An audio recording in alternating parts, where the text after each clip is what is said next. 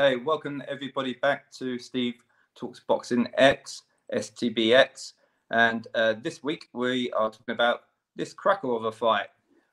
It's a WBA world title final eliminator in Joshua Buatsi against Dan Azeez, which is live on Sky Sports. And also going to be touching a bit on the Conor Benn fight this weekend as well. And I'm pleased to say joining me this week is Tom Bourke. Welcome, Tom, to the show, and thanks for coming on. Thanks for having me, Steve. Yep, brilliant to have you.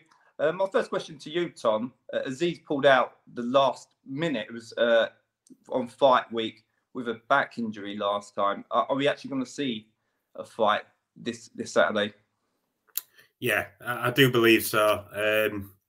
It just seems to be the story of 2023 for anything that was Ben Shalom related, doesn't it? There'd be a pullout late on.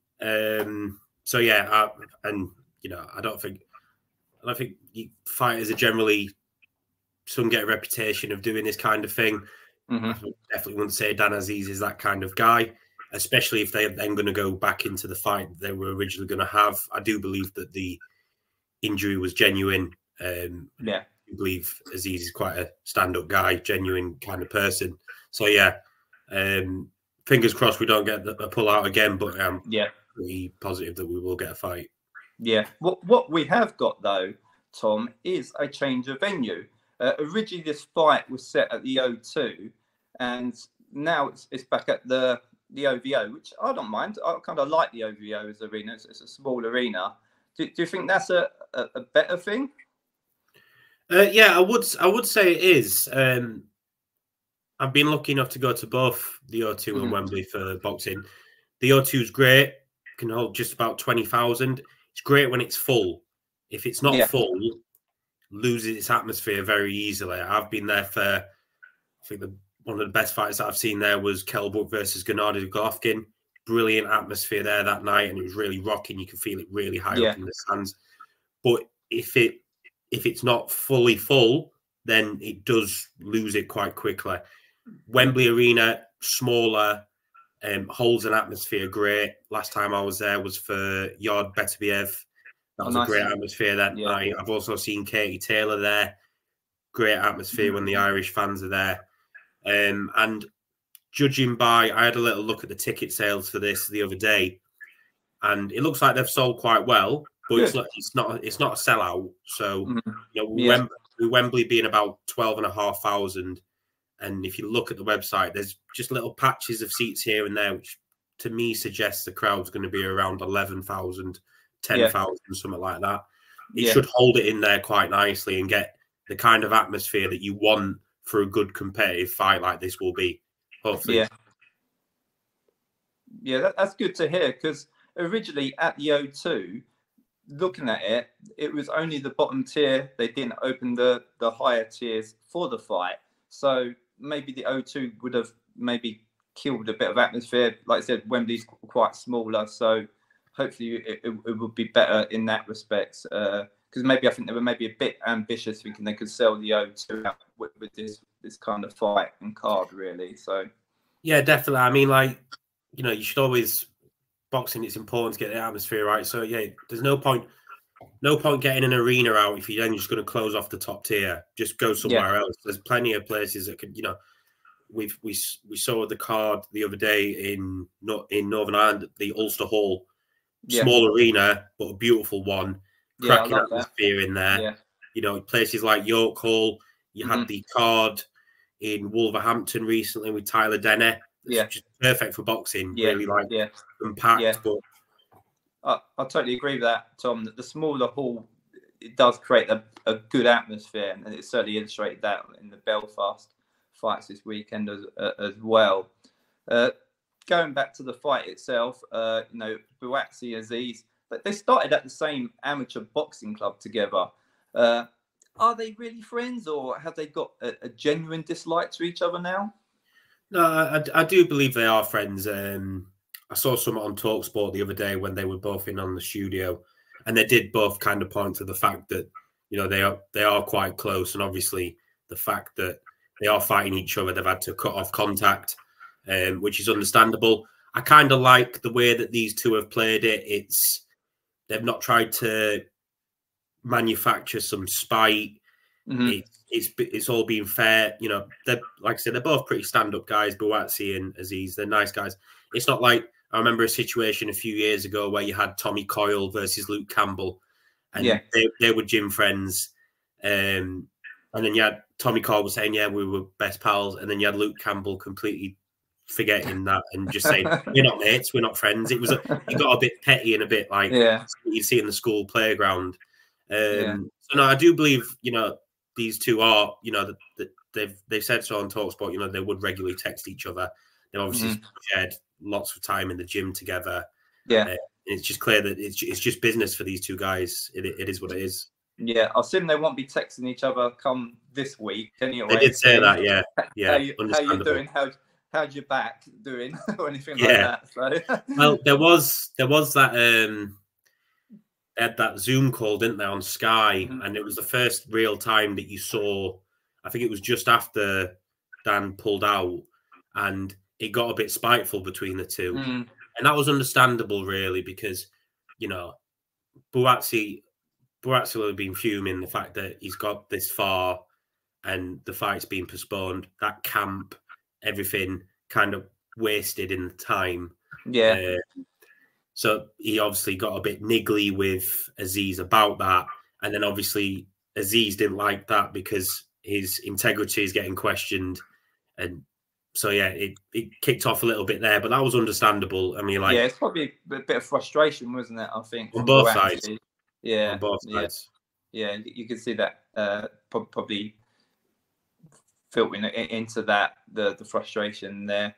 Some people might say that the British light heavyweights is probably one of the hottest division out there at the moment. You know, we recently saw Callum Smith. He's not retiring. We just heard, obviously, Buatsi, Azeez, Yard. What's your thoughts on this division? Yeah, we've got a lot of British talent on there. You know, and the names you mentioned that you got Lyndon Arthur up there as well, and you coming through. I think with the light heavyweights, what's been annoying for me during this time frame is we've just never really seen those fights that we've wanted to see when we're going to see them, which is, you know, as boxing fans, we're well used to that, aren't we? Yeah.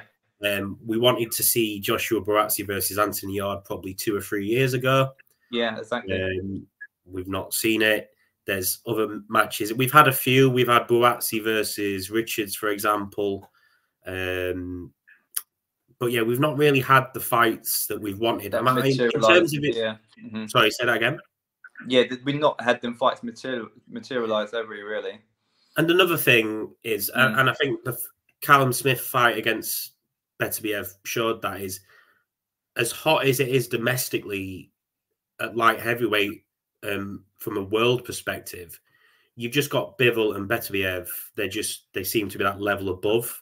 And for me, I think Callum Smith is still probably our best light heavyweight, and he's gone to fight Beterbiev, and you know he's been beaten up and bashed up by him.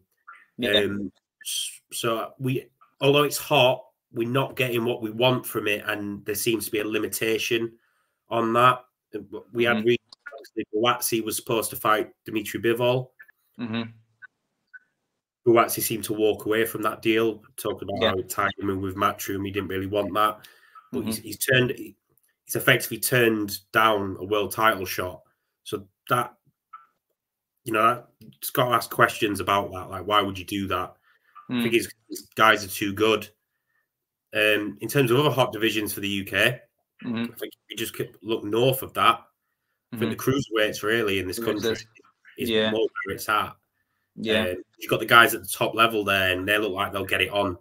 You know, Chris Billam-Smith, Richard Riakpo, hopefully we'll get that fight soon. Yeah, hopefully. That's two of my favourite fighters there. Really like Richard Riakpo. He's one of my favourite out there at the moment, current fighters. But would you say there's quite, you know, say Buatsi gets through this, and you know, there's some, these guys probably not the Bivol, Beterbiev level, but you know, Buatsi wins, you know, against Yard. There's a good domestic there, isn't there? So yeah, it is, but it comes back to the old problem that we have, isn't it, Steve? It's, you know, it's getting these fight made. You know, you've got Buatsi with Sky, Yard with Queensberry, TNT. Yeah, TNT, yeah. How unless there's a world title on the line or a mandatory position, what's actually going to get these two guys in the ring? And that's just a problem. Well, that's the thing. We've seen the relationship with Matchroom and Queensberry, you know, Frank and Eddie. You know, Ben Shalom, he needs to do something like that to get them fights happening, really, doesn't he? He needs that sort of crossover to the other side with joint promotions to make it happen. I'm not sure where he's at with that at the moment, to be honest with you. But it'd be a nice fight to have, wouldn't it? I think eventually. Yeah. It's easier said than done, though. And like I say, we're in a situation now where Frank and Eddie are acting like best mates because the money's there for them to do so. Yeah. I don't think Ben Shalom's going to get a piece of that pie anytime soon because why would Frank and Eddie give him that? So that's it's probably a case of he's just got to go and do his own thing with his own stable. Yeah. Well, we are. It seems like we've been waiting for ages for obviously the Buatsi Azeez fight, but at least it said it's a fight, you know, like the fans have been wanting to see. So at least we're there with it this weekend now, isn't it? So it's you know it's a good fight. Yeah. Going back to Buatsi's last fight against I think it's Stefan. I think that's pronounced right. I'm not 200% sure. What Pavel Stepien, I think, but I could be wrong. There you go. Yeah, there's a little clip there. But yeah, what do you think of that performance? Well, I was a bit disappointed, Steve, that you asked this question because it meant I had to go back and watch it. Yeah, it wasn't. Oh, a great sorry. fight, was it? I apologise. Yeah, I kind of wanted to forget that. Because that was I didn't get that night back. Yeah, it wasn't a great performance or great night. I think what we do need to remember though at the time was Buatsi at the time was coming off a year-long layoff, which for anyone is just not ideal. So you've got to shake the ring rust off. That you know, Buatsi has been a fighter over the few years that has blew hot and cold. So there is that. When I did watch that fight back, I did notice that for the first 3 rounds, once Buatsi had started, he started to go through the gears a bit. Started to put some good punch combinations together, working head and body what he does when he throws that right hand and then goes to the body with the hook afterwards. He was starting to look like he was getting his rhythm back. And then for some reason, I think he either just realized that I'm not going to get this guy out here. He's tough. A lot of these Polish guys, they are really solid and it's really tough. And he's like, I'm not going to knock this guy out. So I'm going to bank the rounds. Get the rounds in. Maybe it was a case of, you know, he needed the rounds anyway, which once again, you can understand, like being out of the ring for a year. Virgil Hunter were giving him specific instructions in there. You could hear that. Yeah. And he was just boxing to orders to get those rounds on the back by the looks of it, which is fine. But once again, it's the atmosphere in that arena that night was terrible. It was. I was going to say, if I remember, you just recently rewatched the fight. Did it just start emptying out? Like it was shocking. It was really bad. Yeah, it was bad. And you know, from a main event, you just want a bit more than that, don't you? You don't want a guy who's just looking to get rounds in, and it was effectively a sparring session. We were watching sparring. Yeah, it's not fair on the fans, is it? Really paid, you know, hard-earned money to see that. But yeah, I remember a lot. I think it emptied out quite a bit towards the end. Not many people went to see the end to that fight. But like I said, obviously, Buatsi has been out for a while, so maybe we're being a bit harsh on him. Going back to Dan Azeez, what would you say is his best win to date? Yeah, Dan Azeez is an interesting one because he's gone up the traditional ways. He's gone up every level, took tests. And a lot of his fights beforehand, you look at him and think, oh, a bit of 50-50 that. Even when he was fighting for the Southern Area title. Yeah. The benefit of hindsight is great, but looking into Dan Azeez fights, whenever his matchups beforehand, there's always been a bit of a caveat there in terms of getting people at the right time. I think he's been matched quite well. He's gone ahead and done the business against all of those people, don't get me wrong, but you look at his wins against Rocky Fielding. Rocky Fielding looked in terrible condition that night. Definitely was just there to pick up a paycheck.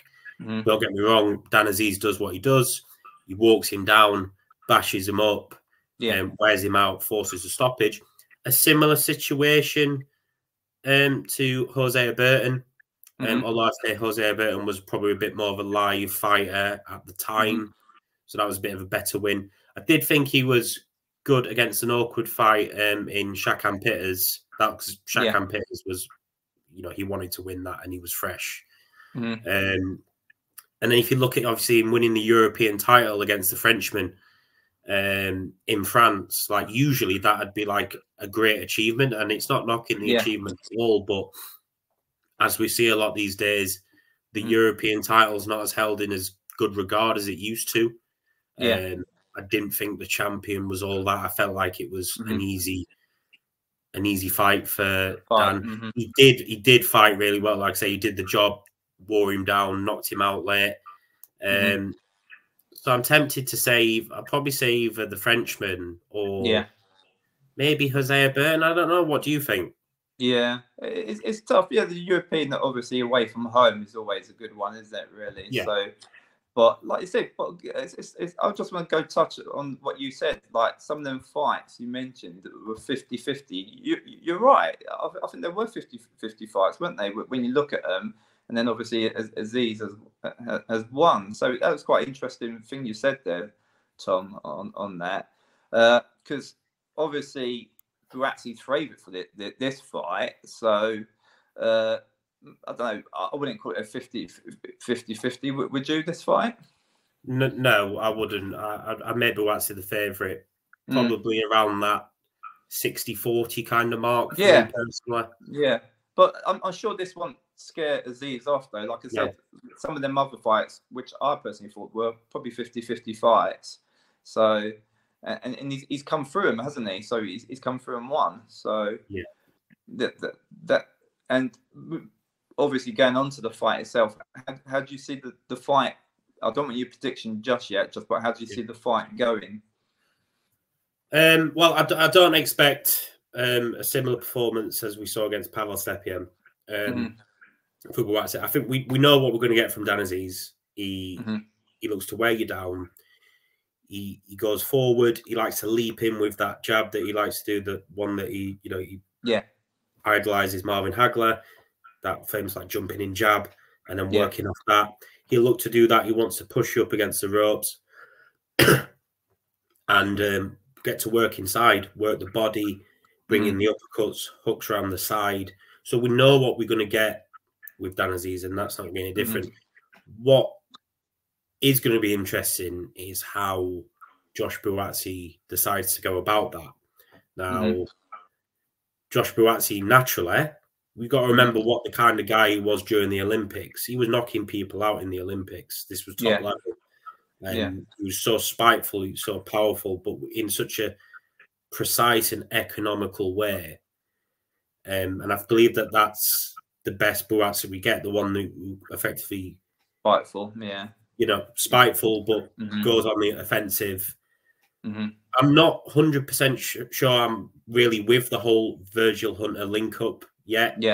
I think it's a bit of a weird mixture. I mean, like, we all know Virgil was great for Andre Ward, a great defensive master of the sport, but I just don't think Buatsi is that. I think he needs to be on the front foot. Obviously, not getting hit. We saw against the Croatian, Kalic, when Buatsi, he got tagged up quite a bit and his eye was shut and he was a bit of a panic mode. And I think that in a similar way to when AJ fought Ruiz and got knocked out, it kind of made them reassess themselves a bit and be like, "Ooh, you know, what's going on? These guys hit back now. What am I doing?" I wonder whether he's in that space now, Buatsi. Is he thinking too much? I hope not. We saw against, and I think the blueprint for this fight in terms of how he goes about it will be like watching the Craig Spider Richards fight back. Yeah. And if Buatsi is that, if we see that one, that's going to be interesting because for the first 6 rounds, Buatsi really stuck it on Craig and looked like he was going to get the stoppage, but then he effectively punched himself out. And we've seen that a few times with Buatsi now, where he goes through the gears a bit, looks really good, and then he likes to take time off. Yeah. Dan Azeez is not going to let you take any time off. You've got to be working all night long. Yeah. So question marks over Buatsi's tactics. Will he fight on the back foot? And when Azeez tries to walk forward, will he catch him on the back foot? Use that. Buatsi's jab is decent, but for me, it's his backhand that's his real good shot. He throws it real down the pipe, really beautiful. And when it's accurate, he throws it with great authority and it lands. It's very spiteful, as you've said. Yeah. So I think that's going to be an important shot, but they will have inevitably, they will have to start working on the inside, and that's where it's really going to be interesting. Who wins those inside exchanges? Yeah. Because that's Dan Azeez's bread and butter, but Buatsi's pretty good down there too. Like when he works the body, his right hook his left hook to the body, his lead, is very vicious. And I think I wouldn't be surprised if we see that early on. It becomes a bit of a slugfest early on where they just try and wear each other out. Yeah. And then it's a case of it becoming a bit of a battle of attrition. Yeah. But that being said, it could turn into a bit of a scrappy. Yeah. You know, it might not gel. It might not, because Dan will tie you up. Yeah, follow tweets today saying it may be a thingy, a hug fest. Could be. Something that's crossed my mind. It could turn out like that. It's one of them, when you got guys that fight on the inside, rely on it so much, sometimes it just won't gel. So there is that risk. I hope not. I think we will get a good fight. Yeah, I hope so as well. Put you on the spot now, Tom. What's your final prediction?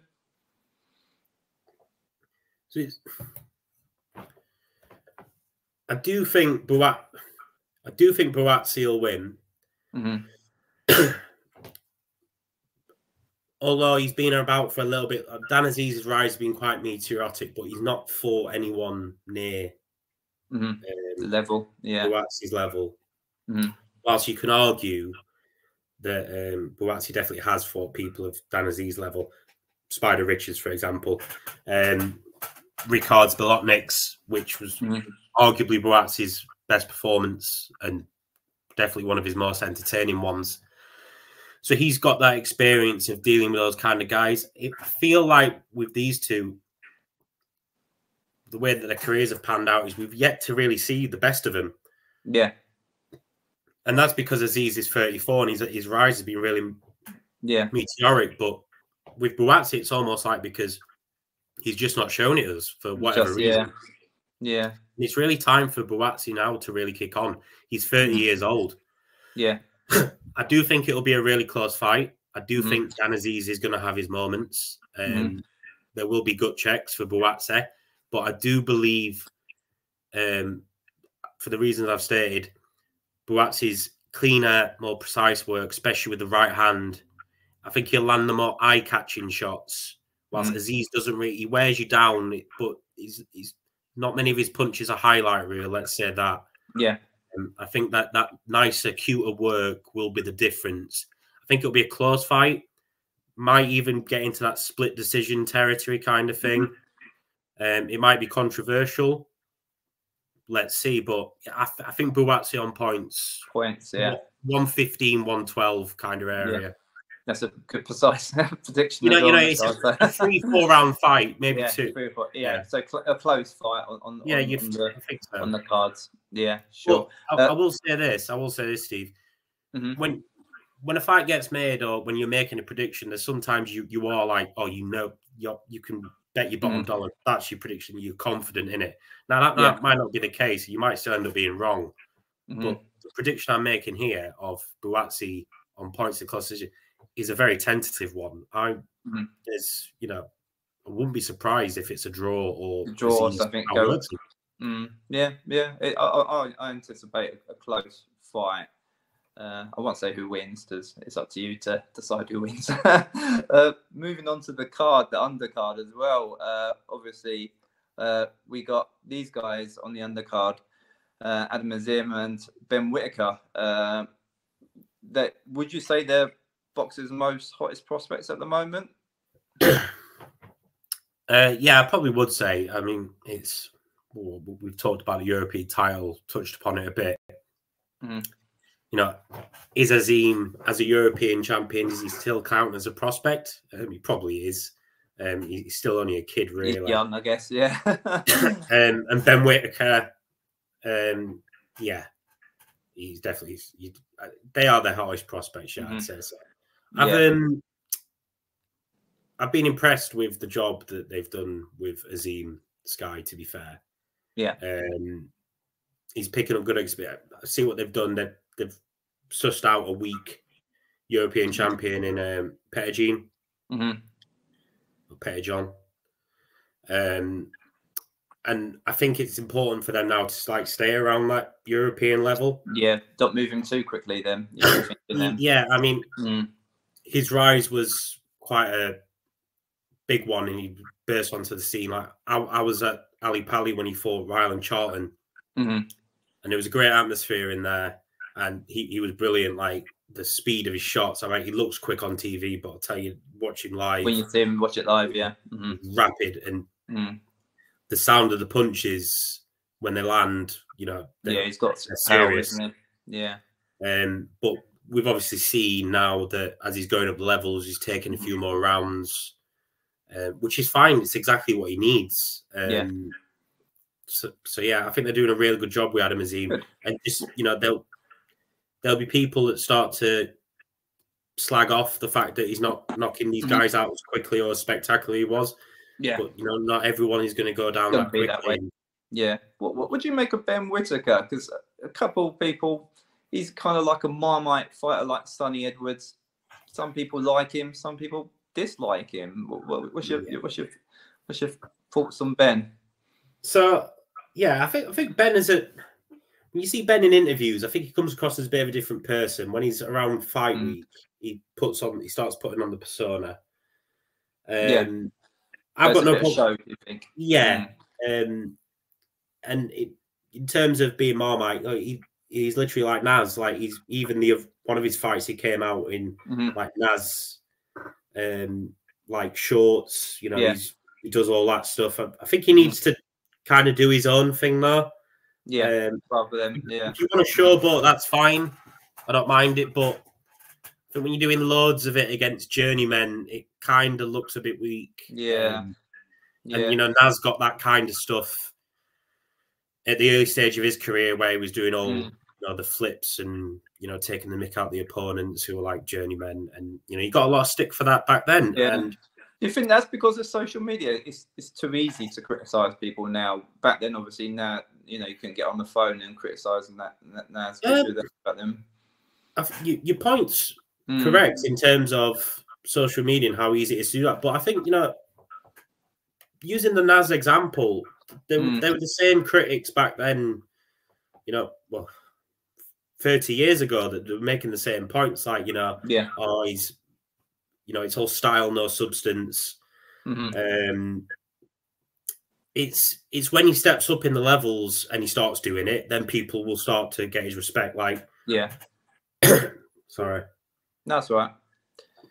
When Naz fought Belcastro for the European title and he started mimicking him, and he got a bit of stick for that, but it was the fact that he did it against a quality opponent, and when he started doing it at world level, people were like, all right, fair enough, you know, we can get behind this guy. You're still going to love him or hate him, but he's entertainment. And it is that with Ben. I just think with Ben, and it's not his fault, this, the level of opponent now really needs to start going up. He is... People are like, oh, he's 6-0 though, but it's like, yeah, but this guy is Olympic silver medalist. Like, this guy was quality at the Olympics. He lost to a very good fighter in the final. Ben can be fast tracked. He can be, you know, we saw the kind of matchmaking that Joe Joyce was given when he became professional. obviously Joyce is a lot older than Ben. Yeah. But I think Ben can get going. Like, he doesn't need to be like this opponent that he's fighting. I think he's like 10-11, 10-11-4. So I just don't think he's got any business being in with Ben, to be honest. Being with Ben, yeah. It's not going to do Ben's PR any favors, because he's going to do the same thing again. He'll look flashy, beat the guy hands down, and people are going to be on social media and they're going to be slagging off the opponent. And why are you doing this against these kind of guys? Yeah, that's fair enough. Before you go, Tom, I always have some ending questions for my guests, and always do like a tweet of the week. And my tweet of the week was this one. It's from Rohim. He's just his comment on the Ring of Fire Fury versus Usyk poster. He put most people after a Vindaloo for that one. So what did you think of the poster and the tagline Ring of Fire? Well, you never know with these Saudis. You know, if they call it Ring of Fire, maybe the ring will actually be on fire. Like they've had 2 rings in there.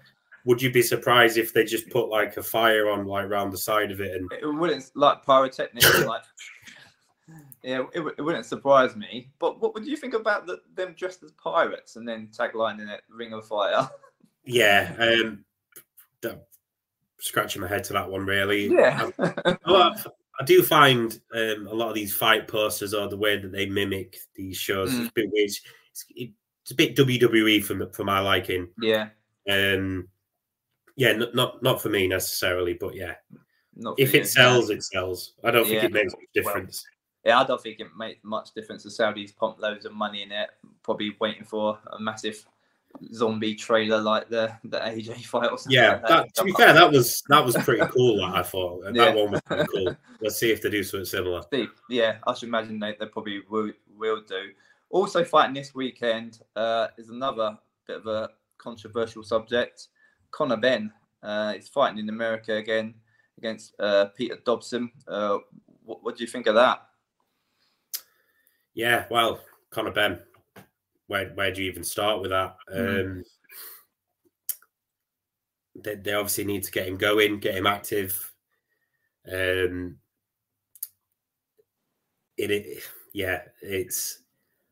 It's disappointing with Conor Benn, because he's always calling out these big names.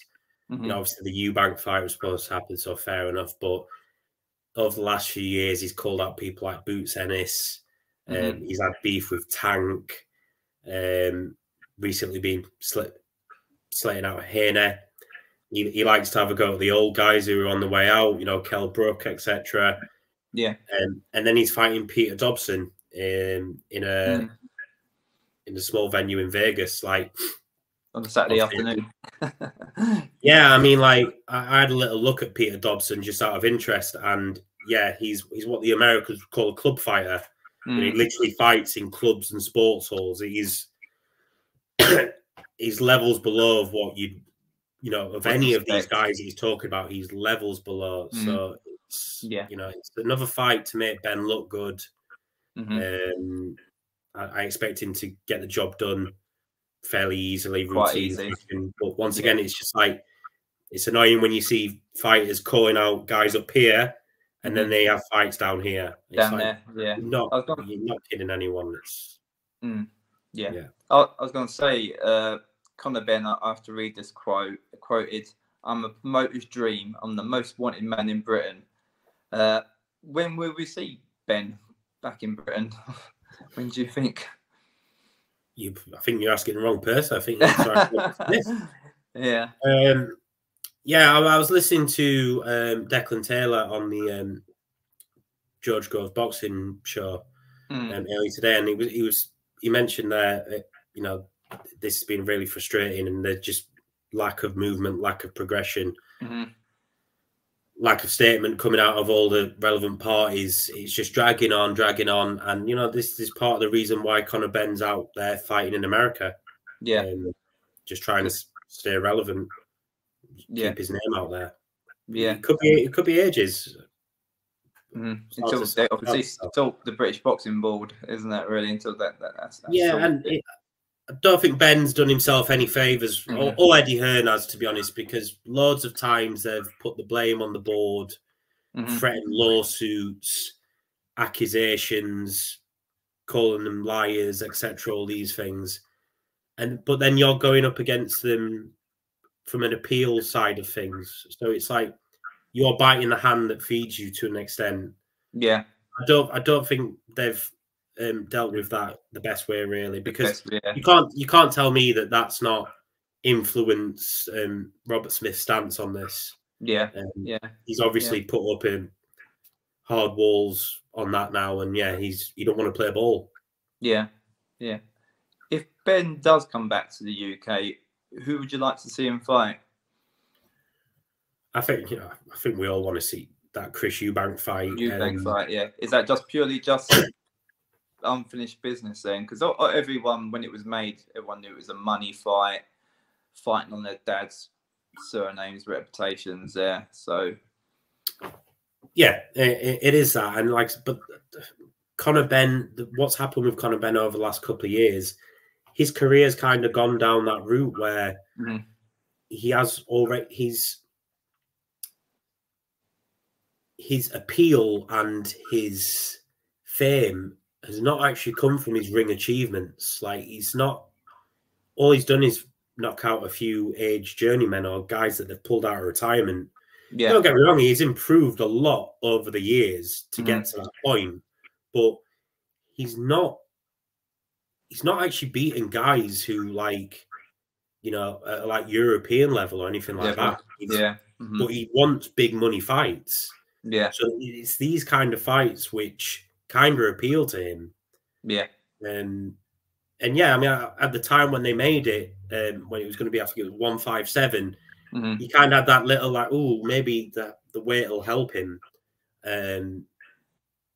Weight draining Eubank, it might help Ben there, even though he's going up.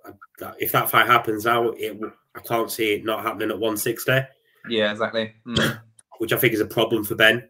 I think Eubank could be way too strong for him. Yeah, but yeah, that would still be the fight that I'd want to see in the UK.